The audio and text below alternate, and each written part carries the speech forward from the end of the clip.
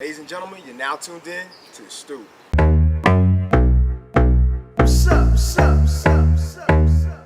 It's your favorite, there's nothing you can tell me.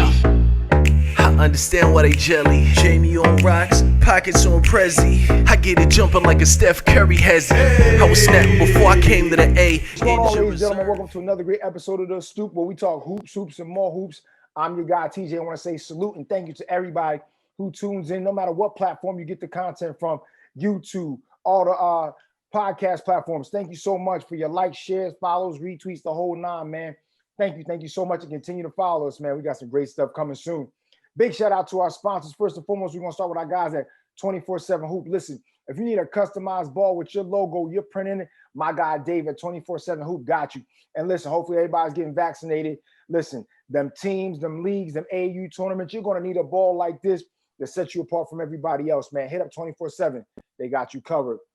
Secondly, man, listen, right now, summertime's coming up soon. If you need something to drink, something nice and smooth, Yave Tequila is the brand for you, man. It comes in that regular old-fashioned agave flavor, comes in that mango, and also comes in that habanero, a.k.a. jalapeno, man. Pick up some of that Yave today. Shout out my guy Joe. Shout out my guy Ron. Love it.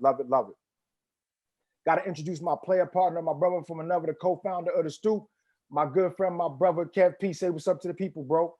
You already know what it is. I'm just happy to be here. Hey, Kev P., listen, man, coming to The Stoop today is one of those ones, man. I had to come. The honor and the privilege to go at him a couple of times. I ain't even played with him in my days living in the Bean, man. But since then, this kid has gone on to some bigger and better things, man. You've seen him on media outlets. His social media is crazy. You've seen him on ESPN and so many other things. He comes from a basketball family, man. And right now, man, his level of basketball is something we ain't seen since the early 2000s. Ladies and gentlemen, welcome to The Stoop, Mr. David Thompson, a.k.a. M.A.K. Yo. What's going on, y'all? It's your boy M.A.K, just in case you didn't know, you need to know what's going on. Absolutely, man. So I'm going to call you M.A.K because that's what I know you are, and I know that's what Jay called you, so you're going to be M.A.K on the episode, and that's what you are. So, M.A.K, check this out, man. I want to know, coming from a basketball family, who first put the rock in your hand, bro? It would be my older brother, Jay. Okay. Got you. So talk about that, man, because we know he's a guy that grinds and loves to play ball, man. But growing up, what were some of the growing pains and some of the lessons that you learned from hooping against your big bro, Jay, man? Oh, man. Honestly, it was a lot, man, because he was a serious baller, and he always had that passion. He always had that drive. He was very recognized for his game and his talent from being able to shoot beyond the three-point line before it was a thing that everybody does now. Yeah. But then on top of that, he was a great player that people admired and liked to run with. So me literally being the next brother, next person after him, I was kind of in that shadow. Like, he was trying to teach me the game and show me different ways and everything like that. There's more to come with that because he's actually a part of the pivotal change in my life too. So it's like, it's a good balance. So he played high school ball. He was all scholastic. It was tough though, because I feel like in a way I had big shoes to fill. And then once I became older and became my own, developed into my own player, then I started to see the difference. But before then, it was kind of tough, man, because I could never beat him one-on-one. In that sense, the big brother stuff, he's never going to let you get a game. So right. It was always tough with that one. But, man, it was definitely some hard moments playing hoop with the sock in the hanger on top of the door. Going to the parks, and I wasn't able to play, so he had me dribbling along the sidelines. I was that kid. So that's what it was like with my brother, though. Definitely, Mac. Before I give it to my brother Kev P, man, being in the Bean and being in that part of New England, man, has a rich basketball culture, man. Talk about that impact to you, man, and what stuck out to you growing up as a kid with the Celtics and the C's and the legacy and the winning. And just not only that, though, man, but in the summer and the spring months, how y'all get down on the outdoor courts and in the gyms too, bro. Oh, absolutely, man. Being out there in Boston, there's like this grit. Like, there's a lot of players who play with that grit. They have that hunger. And more so, they play with the chip on their shoulder, because for the most part, a lot of players want to make it out. But then you have the regular dudes that just ball just to go to work. Like, their only purpose is to go to work on every game. So it was always tough to kind of balance that, because everybody wants to do something. That's the fight. Everybody wants to do something. There's nobody that wants to have a slacking game. So it was definitely tough in there. And that whole environment, like everybody wants to win, everything was competitive. It's tough to always grow in that. And I think as far as like the Celtics and the legacy, that's just something that comes with the nature of the city. Like we're very big supporters of the Celtics, and people always stand by it. People ride with it. As you see, when we win, and we take that to the grave. And then when we lose, you know what? We take that to the grave too. Like we're very diehard fans over here, from the Celtics side to the Patriots. That's just, and Red Sox. Like that's how we get down. Definitely. Go ahead, Kev. That competitive nature that you just talked about is obviously something that grew from getting beat up on basically by your brother, as you alluded to. I myself had that same rites of passage and having to beat up on my brother. Talk to me about that first time that you finally got the best of him, if it ever happened, and what that was like. Yeah, man. It took some years. I'm not even gonna lie. It was never easy, because as T can tell you, like my brother's a very smart player, very smart. He knows how to read the game. He knows how to pick people apart. And there were certain things that he did that made me want to elevate my game more. And it's not by him physically. It's literally by him mentally, because mentally he's a smart player. I've played on his team. I played on his team many times, and we won championships. To actually be honest, every time we've played together in a league, we have not. No, every time we played together in the leagues, we won the championship. Like we mesh really well together. We're very smart. We're very methodical when we play.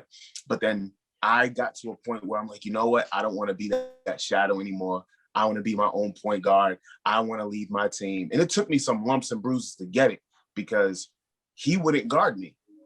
And at one point, I'm like, he's not guarding me because he's just scared to guard me. You have that chip. Like, obviously, I know I have the handle. So I'm like, he knows it's going to go down. But then on top of that, he would put a faster player on me, boxing one me every game with that player. And he always caught the edge, because I can't do nothing if I can't give the ball. He's doing a boxing one. My team's not setting screens for me to get open. I'm getting frustrated. So then in those games, he got the best of me, because it's like, now I realize that it's not a physical game. It's a mental game. So once I was able to break that, then that changed. And then I use my teammates. I communicate more. Then after that, I've been, I'm playing my game. I'm comfortable with the way I play. So it felt great when I actually got wins over him, championships on my own team. Like it felt great, dog. So that in itself became a game within the game. And you learn to figure these things out. And if I'm not mistaken, this probably makes it more fun to finally beat up on your brother and do it in a way that you overcame some of the things he put in front of you, these obstacles. Mm-hmm. But I'm gonna go ahead and laugh at some of these things, because you have Mr. Politely Disrespectful, and I get great joy from watching that, because I do some of that same thing. Like there's such joy that once you finally get to that point, you feel like you beat your brother. You feel like you beat anybody now. So honestly, yeah, man. And it's funny. There's like, I have a video. I'm not gonna put it out there, because it's one of those things that's a sore spot for him. It was in a championship game. I'm on fire. I think I had like 28 points that game, but I'm hitting everything. Like my form was terrible on camera. Like I'm watching it. I'm like, I shot it like that. Form was terrible. Quick release and everything, but it was just falling. So one shot, he tried to like shake me, like try to get me out. I hit it, hit the shot. He was walking away like he did. I patted him on his back. It's on camera. It's on my Instagram. And I'm like, in that moment, I wasn't thinking of this is disrespectful. No, I was like, all right, yo, you got me. Good luck next time. Like very simple, but watching it, I'm like, that hurt. Yeah. And the funny thing is, like with the whole Mr. Polite thing, I've been playing like that forever. But it's funny because I come off as, I come off humble, and that's just the way I am. I play to have a good time. I'm very chill. I'll get moments where I'm getting in my bag and I get serious, and it's like, all right, we gotta work something out. But for the most part, I'm talking like that on a regular. So if somebody has great defense, I'm gonna tell you, yo, good defense. You got me on that one. Even if I hit the shot, like I'm just not naturally talking. And it's funny how that picked up, because now it's like everybody's saying it. Like everywhere I go, people are, yo, excuse me. And it's programmed in my mind just like everybody else's now. Thanks. Go ahead, T.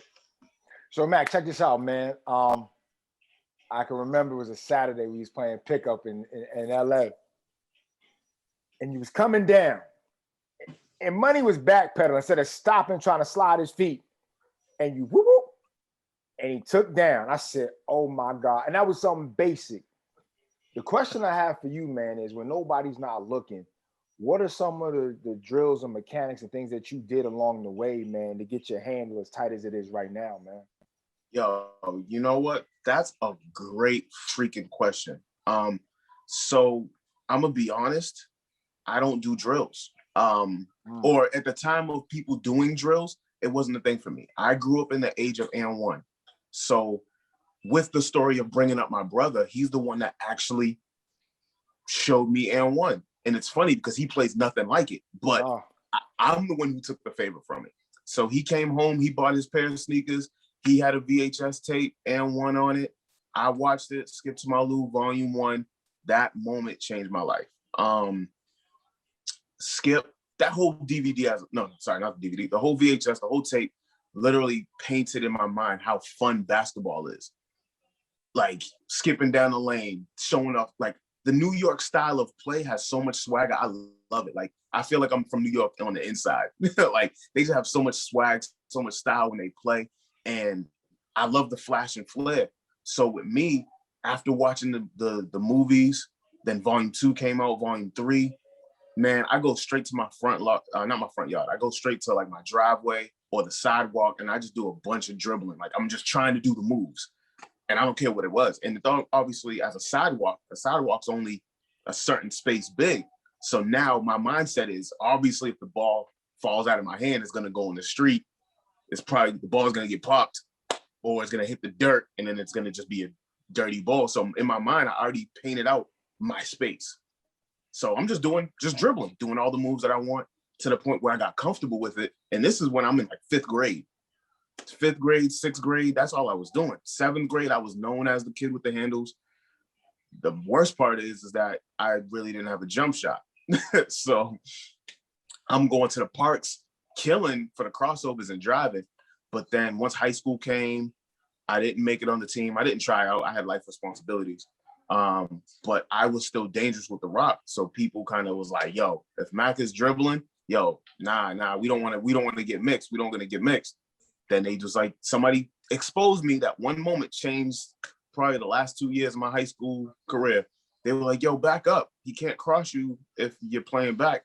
So I was forced to shoot. Once I got exposed to me not having a jumper, that made me work harder, because now it's like, dag, I can't put on a show. I can't entertain. I can't cross nobody if y'all are at half court.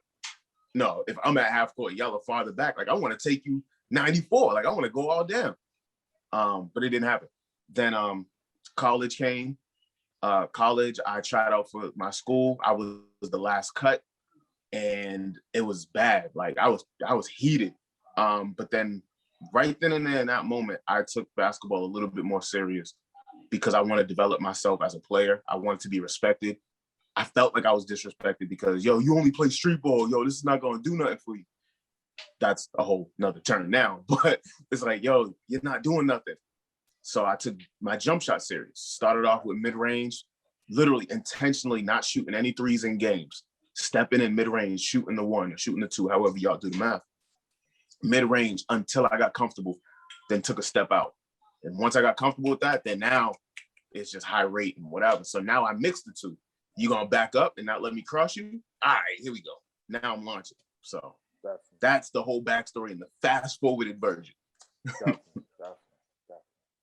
So, Mac, let me ask you this other question. So we seen the genesis of street ball in the early 2000s, and everybody was Skip to My Lou and Hot Sauce and then the Professor. And then all of a sudden, it stopped. Kids was going inside. Kids wasn't outside no more, whether it be violence or people taking the rims down, gentrification, a whole bunch of things you could add into that. AAU circuit took off, traveling ball took off, and then it was just dead halted. Catchers still play outside, but the flair was a little bit different. They would just hoop. But somehow, you've been coined as the person to resurrect street ball. talk about you never losing that in terms of your DNA. Face mask and all. All that, yeah. So talk about that being a part of your DNA, saying, you know what, street ball, as long as I'm around, never going to die. And then I also want to ask you, what is one of your favorite street ball moves to perform as well? Okay, got you. I'm gonna try to remember in that sequence. So honestly, that was it. Like, your question is exactly the answer. A lot of players, a lot of people chose the AAU route, chose the traveling team. And obviously, me not being able to play in college and have the team background, I was rooting for everybody who did it. And obviously, you know, I'm a big person when I run with the kids, I don't train them, but, you know, I play ball with them. But on the same time, with the one thing that people don't see is that I'm actually talking to them and inspiring them as well, because they don't expect me to have handles. They don't expect me to do anything. But at the moment, I'm like, yo, you playing in school, you're doing this, yo, you're already better than me because you have the opportunity that I don't have. So I'm pumping that into the system so they know they still have a chance. But then where I fit in is I like the unexpectedness. Like, I guess I'm comfortable now with being underestimated, because then that gives me the run to do whatever I want. If you don't know what to expect from me, perfect. Then that means there's no expectations, there's no ceiling, there's no roof, I can do whatever and nobody's stopping me. But to capitalize on it myself, man, it's crazy, because I've been playing like this. Like I said, T, you know, I've been playing with handles, flashy, no-look passes on a regular basis. Yeah. So now I'm just recording it. I got inspired by my boys in the West Coast. Somebody tagged me in one of my boys' videos and they're like, yo, you play just like him. And I'm like, for real? I'm watching this footage and I'm like, yo, I do play just like you. And it's scary. Then me and him started talking, and, you know, it started becoming a theme where I'm like, yo, you know what? I'm gonna record myself playing. When the time is right, I'm gonna record. I started recording some games here and there. Then COVID hit and it really took everything by storm. So it kind of put a big stop. But in my neighborhood, they put the hoops back up, I want to say in July. This is where kind of everything just kind of exploded. I started in July 25th to be exact. I played ball, recorded. My game was terrible. Like, I was rusty. I haven't played ball in 5 months since they closed the leagues down. So I was terrible. Gave myself a week.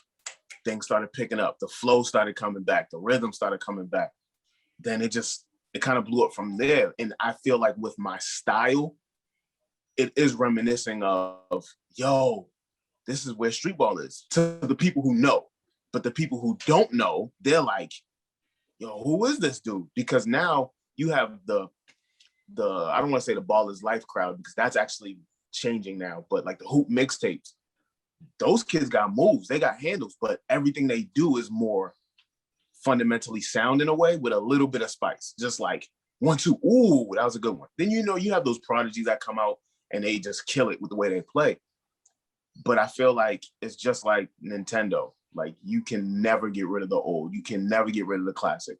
I can play Super Mario 1 right now and be fine. I feel like that's the same way I'm playing now. Like, I give the flair, I give the style, I give the presence, I give the entertainment, I give you the buckets. Like, I'm doing everything that basketball asks you to. I'm just adding a little bit more flavor to it. And I think where I'm at now is exactly what I said before. On social media, I'm blowing up because to the guys our age, they're like, yo, we remember this. Then the kids who never seen it before, they're like, yo, this is fire. I put the video game effects on top of it because that's one of my favorite games. NBA Street Volume 2 is my favorite. Yeah. So it's like giving that flair, giving that special spice. And due to that, I see a lot of people have their mixtapes out. I see a lot of people putting their own videos together and everything like that. And it's dope. Like, it's great. But I make videos myself, and I seen the plan. I see how people make it. After a while, I'm like, yo, what can I do to make it different? So I started off with a creator player with the font and everything. Then I was like, let me take this a step farther. Then I started putting the moves up, the points, and everything from there literally started growing. I had 2,000 followers October. Yeah, I had 2,000 followers from July all the way to like Man, October. stop being humble, bro. You got 36K in counting, man. Talk your talk, man. I'm actually at 41.3. Oh, my fault. My fault. Don't Mac. short that, man. Give him his My props. fault. Pardon me, man. Yo, no, honestly, it's a blessing, man. I can't help it but be humble, man. But it's crazy. This is the fastest blow up I've even seen.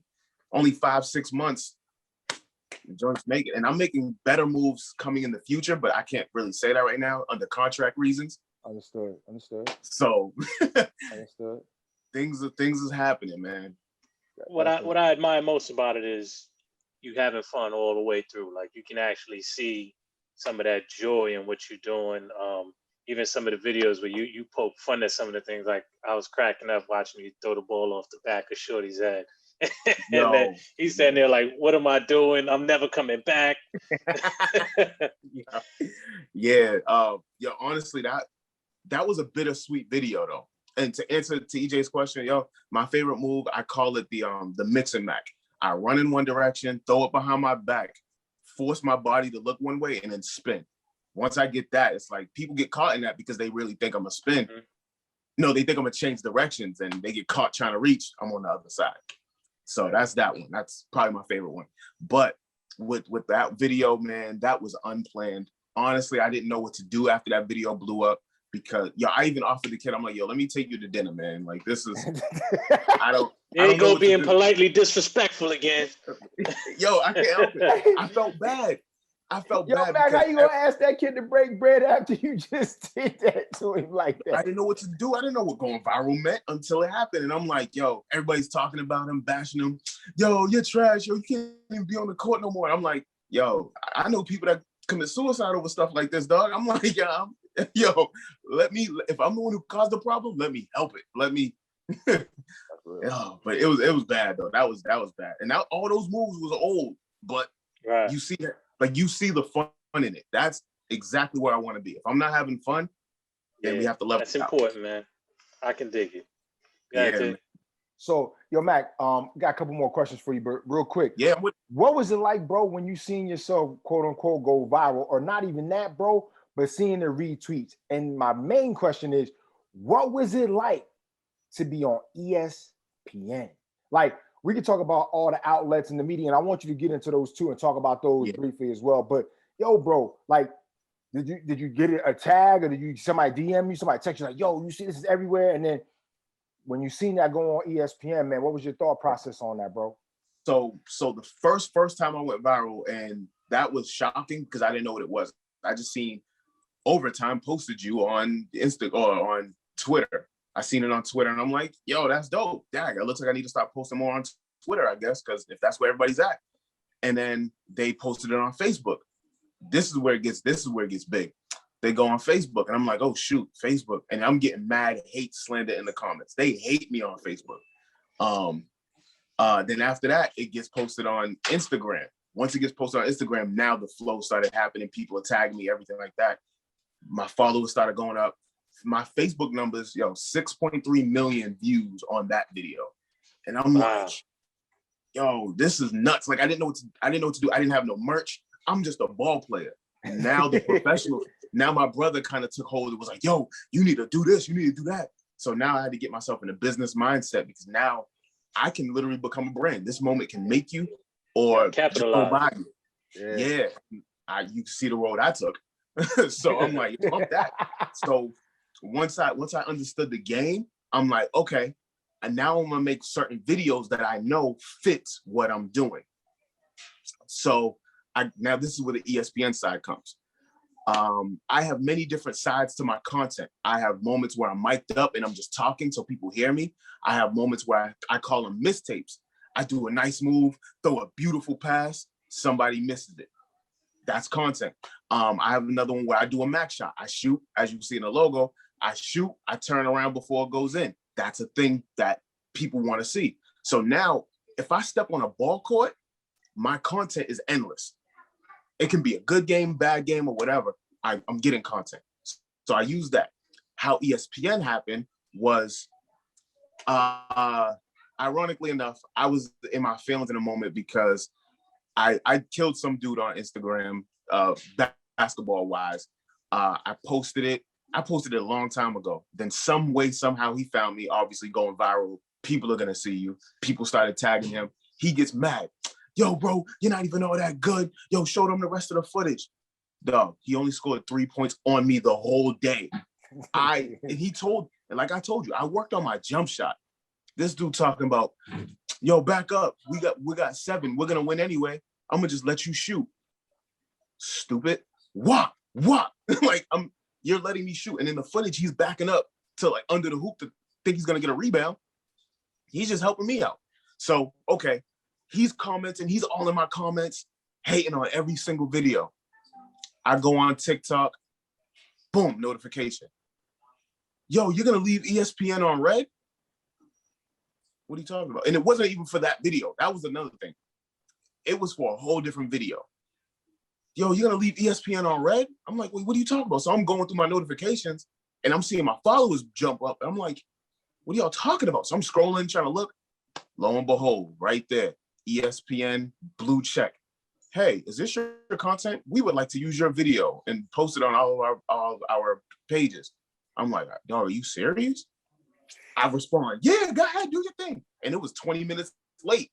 So it was like, I could have missed that moment. I'm like, yeah, go ahead. The video that they used was the excuse me video. So the way that video happened, and that was on TikTok. So the whole management of TikTok is very different from Instagram because you can respond to people's comments with video. So I did a move. I said something like, yo, is this move a travel? I jumped through 2 people. I threw the ball behind my back. Dude reached. I put the ball over his head and laid it up. And when I did that, I said, excuse me, went for the layup. People in the comments, they always notice the little things. So they were like, yo, he's polite. Yo, did he just say, excuse me? Da-da-da. So I responded to a comment with a compilation of me saying, excuse me, because I do it all the time. Then I did that, posted that video. Then ESPN hits. Once I seen that, I'm like, yeah, go ahead. Now I'm on the phone with my boy, like, yo, ESPN just hit me up. I want to say 30 minutes, 40 minutes after they posted it. Out of here. That was it. Out of here. Yeah, completely.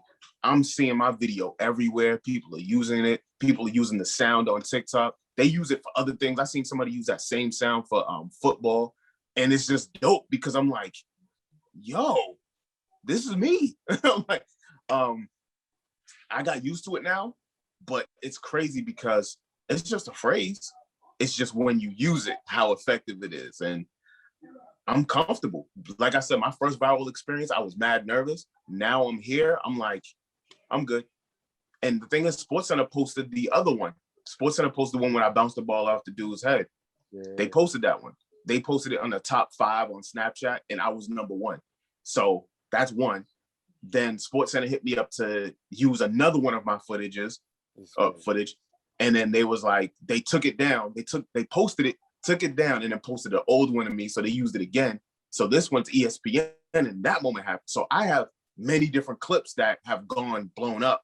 So I'm just like, I'm happy. Like, I know how to do it. I think I broke the code on going viral. And it's not like I'm reaching for it. I'm playing ball and I'm having fun. It's just, I know how to edit it to mean whatever I want it to mean. And ESPN hit me up. And then honestly, so many opportunities after that came up because everybody's using my video. My name is on it. People are hitting me up. Yo, excuse me, all in my comments, all in my DMs. People trying to reach out to actually play me. Some people are just like, yo, how'd you get your handles right? Yo, how do you shoot? Yo, it's been big, man. It's global though. It is global. People are hitting me up in Spanish. You gotta get Google Translate on there now. I've done it. That's what's up. Go ahead, Jay. So let me ask you this, fam. So with all this notoriety coming real quick, man, who would you like to play, or who would you like to put together in terms of maybe a streetball tournament, an and one reunion tour, man?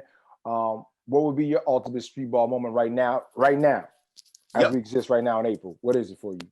Absolutely. So I think I don't know if I have 5. No, I do have 5. Okay. I would say and this is just on the strength of street ball. I'm gonna go with my boy King Handles. Okay. He's still rocking. Me and him are actually really tight. So King Handles. I would go with my boy. Dang. Do I have to have 5? You got more. Go ahead. Do you think? Okay. I'm gonna go with my squad, the playground. So that's Kyle Celos. That's 2-1 Sean. These are up and coming content creators. Kyle actually plays ball with Professor, so that's a good connection. I'm gonna go with my guy, 1 Foot God. His name is Jordan Sutherland. He's been in all the dunk contests that you've seen, like on the street. He's been killing. My boy, Ant One. Yeah, Ant One, and then I would go with Hezzy God. Hezzy God from California. God. Yeah. Me and him are really tight. I would go with the combo God. His name is Nothing Was Handed. He's nice. Yeah. I would put on White Iverson. I would put on White Iverson on the squad as well, and along with myself. I think that as a tour itself would be nuts. And my boy Adam Upzet, he's the other dude with one hand that can shoot. Yeah, so I think with that, we would make a run, man, for real. Got you. Hopefully I didn't miss anybody, because I know that would be a moment that all of them would appreciate. It's gonna go viral too. Word. Yo, I'm telling you, the things I have in my mind, I'm planning for something crazy this year. This is definitely my year, and everything is already moving. I just can't wait to show everybody. I'm gonna put it that way. Understood. Well, listen, Mac, it's been a pleasure for you to be on the Stoop today, man, Right. Giving us your journey, giving us your jewels, talking about street ball, man, talking about going viral. But before we go, I gotta say and ask you one more thing, man. Being from the Bean, man, I'm gonna make you the coach. Give me your all-time favorite 5 Celtic players of all time, man. Oh, Larry, Paul. I'm gonna go Rondo as a guard. Ooh. Yo, that's such a storied franchise. It is. That's the tough part. I'm gonna have to go KG. I need that intensity. Can I get Shaq in his prime, but on the Celtics? No, Nah, you can't do that. That number 36 Shaq is not the one. Y'all ended it for him, really. Yeah, that was it. This is a done deal. Yeah, then I would definitely put on Ray Allen in there too. Okay, Ray. Got you. I keep it young and moving. That's where I would go, dog. Definitely. Well, listen, once again, bro, man, it's a pleasure, man, to have you up on the Stoop. It's an honor as well, man, knowing you, knowing your family, and know how y'all took care of me in my time in the Bean, man. It's an absolute pleasure to have you on the show today. And listen, man, whatever you got going on in the future, man, we wish you all the best with it, man, and we salute you, Mac. Word. Definitely. I appreciate even being on here, man. It was a great experience. And obviously, I know y'all have some great stuff lined up yourself, and I know that y'all are getting this thing moving. So I appreciate even being invited to this great platform, and I wish all the Stoop the best as well. And y'all know where to reach me. I'm here. I am Mac_07. Definitely. And anything else we can catch you on, Mac? Go ahead and plug it right now. Any sites, anywhere to get the merch? Talk to us, bro. Go ahead. Absolutely. So for merchandise like this that you see, it's in my store. It's called macshot.store. And then also you can find me on Instagram at I am Mac_07. Then on TikTok, it is that Mac. So I am Mac on Instagram, is that Mac on TikTok. So it kind of is a play on. So that's where I'm at. That's where you can find me. Follow me. I respond. Just be respectful. Please and thank you. Respectfully, I got it. All right, bro. Thank you so much, man. For my guy, Kev P, it's been another great episode of The Stoop. Until next time, we'll see y'all soon.